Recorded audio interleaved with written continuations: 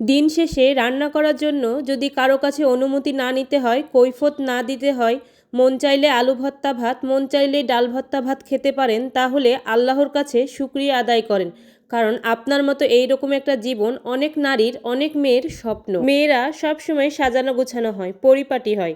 শুধু নিজেকেই পরিপাটি রাখতে তারা সীমাবদ্ধ থাকে না, তারা চায় তাদের সংসার বা যেখানেই থাকুক না কেন সেই স্থানটা যেন পরিপাটি হয়। ছোটোখাটো একটা ঘর সাজানো গোছানো, সাধ্যের মধ্যে একটা সংসার, এইটুকু যদি আপনার জীবনে থাকে তাহলে আপনি অনেক সুখী। কারণ অনেক মেয়ে আছে যারা গুমড়ে মরে কিন্তু সুন্দরভাবে সংসার করতে পারে না। সংসার করে ঠিকই, কিন্তু বাধ্যতামূলক। দিন শেষে প্রিয় মানুষ যখন ঘরে আসবে, তার ক্লান্তি দূর করার জন্য যদি এক কাপ চাই না দিতে পারি, সারাদিনে নিজের ক্লান্তি দূর করার জন্য যদি তার সাথে বসে একটু গল্প করতে না পারি, তাহলে সেটাকে কি আসলেই সংসার জীবন বলে নাকি জেলখানা বলে?